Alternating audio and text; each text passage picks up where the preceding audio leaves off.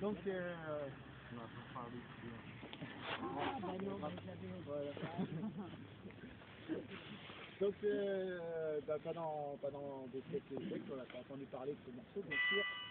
Et puis, 2500 ans, il y a 2500 ans, on pense qu'il y a Pythéas, un géographe, un géologue, qui habitait à Marseille, qui a cherché des nouvelles routes pour aller chercher de l'ambre, parce que l'ambre qu'on prenait dans la Baltique, le détroit de Gibraltar a été fermé.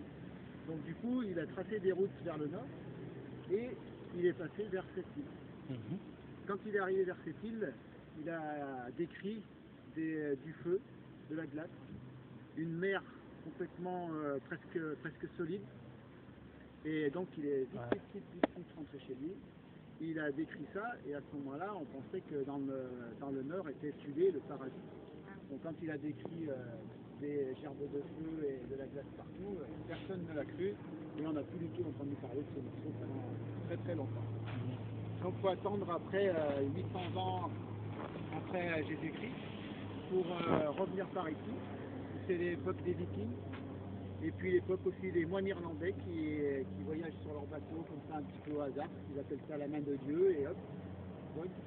Et donc ils auraient accosté sur cette terre vers 800, comme ça, et habité à un moment sur cette terre. Mais on n'a pas de preuve formelle. Ensuite, donc on est à l'époque des Vikings, les Vikings norvégiens, suédois, parcourent le monde, sillonnent, vont jusqu'à Constantinople, vont en Russie, vont de partout, et donc forcément vont aussi vers le nord, et retrouvent cet îlot. Donc le premier à venir, Gardar, lui il vient là, il appelle ça le pays de la neige, et puis il rentre chez lui. Le deuxième, Floki, lui va s'installer un petit moment ici. Au bout d'un hiver, il n'en peut plus, il s'en va. Et puis, donc il appelle ça Islande, le pays des glaces, le pays et donc, qui va devenir et rester le nom de ce morceau d'île.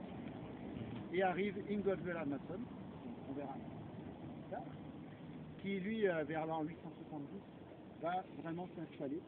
Donc quand les Vikings prenaient possession d'une terre, c'était des gens, c'était des gens lettrés, donc ils avaient un haut siège dans leur navire, et ils jetaient les montants du haut siège dans la mer, et les montants décidaient de l'endroit où on allait s'installer.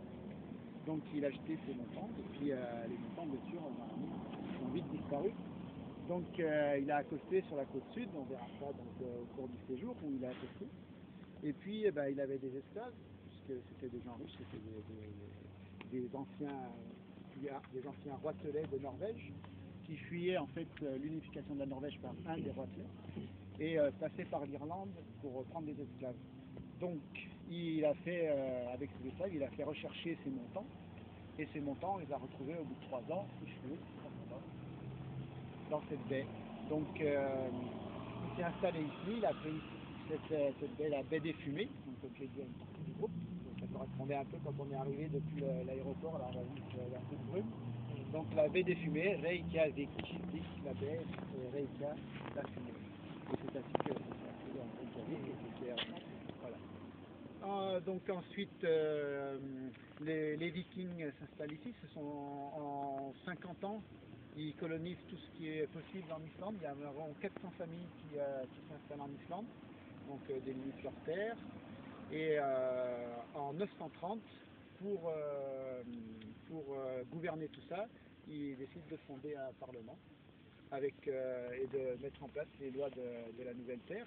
Donc pour ça, ils envoient un des leurs en Norvège pour étudier les vieilles lois des qui passe 3 ans en Norvège, qui rentre avec les nouvelles lois d'Islande. Et donc le Parlement est né en 930, le premier Parlement en Islande, élu au moins démocratiquement. On dit tout le temps démocratiquement, mais voilà, c'est un Parlement avec les plus forts et tout. Voilà. Et voilà. Donc ça en 930. Et, ensuite, donc à cette époque, le christianisme arrive partout en Europe. Et donc les Vikings sont à l'origine ce qu'on appelle païens, donc perdus, dont Odin, qui a créé leur monde, bien sûr. Donc pour commercer avec le reste du monde, ils sont quand même obligés d'avoir une part de chrétienté, donc ils signent la prima signatas, c'est-à-dire qu'ils ont une espèce de baptême qui leur permet de commercer avec le reste du monde. Et puis, plus ça va, plus la chrétienté devient importante, et le Parlement finit par voter une loi pour dire qu'on sera chrétien, et puis voilà. Donc en l'an 1000, on abandonne les dieux. Donc on a encore le droit de faire les offrandes qu'on faisait avant, d'avoir sa croyance, mais du moment que ça se mais officiellement on devient catholique. Voilà, donc l'Islande se développe. À cette époque, le climat est beaucoup plus doux que maintenant. Il y a donc pas mal d'arbres en Islande. Il y a pas mal de prés, il y a des oiseaux, ils sont venus avec leur bétail, donc l'Islande se développe assez facilement. Et puis il y a quelques familles qui deviennent plus puissantes, plus riches, et bien sûr ça commence à tirer un peu de chaque côté pour le pouvoir. Donc en 1260, il y a 3 grosses familles qui partagent le pouvoir en Islande et qui veulent plus le partager. Donc ils sont à la limite de ce ça fait plus. Ce qui fait qu'au Parlement encore, ils finissent par dire qu'ils ne sont plus capables de se gouverner eux-mêmes et ils demandent à la Norvège de les gouverner. Donc pratiquement d'eux-mêmes se livrent à la Norvège et c'est donc la Norvège qui va maintenant gouverner l'Islande avec, bon, ils ont gardé quand même quelques privilèges, mais bon, ils sont quand même sous le joug de la Norvège. Ça se passe pas trop mal pendant 100 ans. Et puis en 1350, quelque chose comme ça, le Danemark conquiert la Norvège. La Norvège passe sous la couronne danoise, donc l'Islande avec. Et pour les Danois, les Islandais, c'est des sauvages. Ça n'existe pas, c'est des sauvages, des sous l'eau. Donc pendant à peu près 5 siècles, le Danemark va pratiquement affamer l'Islande. Donc ils n'ont plus le droit de commercer qu'avec le Danemark, c'est le Danemark qui fixe les prix, ils achètent ce qu'ils veulent comme ils veulent.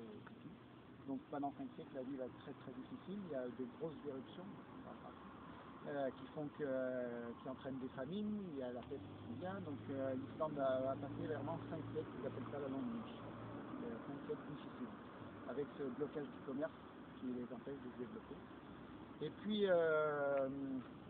donc en 1750, il y a le Danemark commence à s'intéresser un petit peu plus, je ne sais pas pourquoi, à l'Islande, mais amène quelques lois nouvelles et crée un parlement. 100 ans plus tard, commence à recréer un parlement, donc avec des élus islandais. Avant c'était des gouverneurs danois. Et donc les Islandais en profitent pour se réveiller un petit peu et se battre avec des mots. Donc Liam Sigurdsson devient le porte-parole de l'Islande et ils arrivent à casser ce monopole du commerce et à recommencer à se développer. Et donc après ça va très très vite. En 1911, il y a déjà une université à Reykjavik. Ils se servent de seule ressource qu'ils ont, le poisson. Donc ils construisent des bateaux. Et ils se servent de l'argent qui arrive pour se cultiver, pour apprendre. Et donc voilà, avec 1911 la première université. En 1918, ils deviennent un royaume autonome rattaché au Danemark. En 1944, ils profitent de la Seconde Guerre mondiale pour se détacher complètement du Danemark et devenir autonome. Et donc, dans cette histoire-là, on oublie qui? Leif Erikson, donc lui, en l'an 1000, et il est allé jusqu'au Vinland, à la suite de son père, qui lui était allé au Groenland. Donc son père c'est Éric le Rouge. Il est parti d'Islande parce qu'il s'était chassé en fait, il était banni. Et il a donc implanté une colonie au Groenland. Et son fils, Leif Erikson, lui a continué le voyage plus tard et a été jusqu'en Amérique.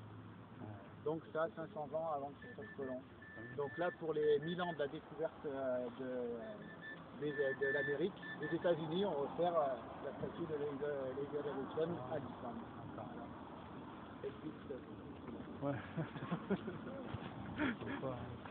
Voilà pour l'histoire rapide. Donc après 44, l'Islande s'est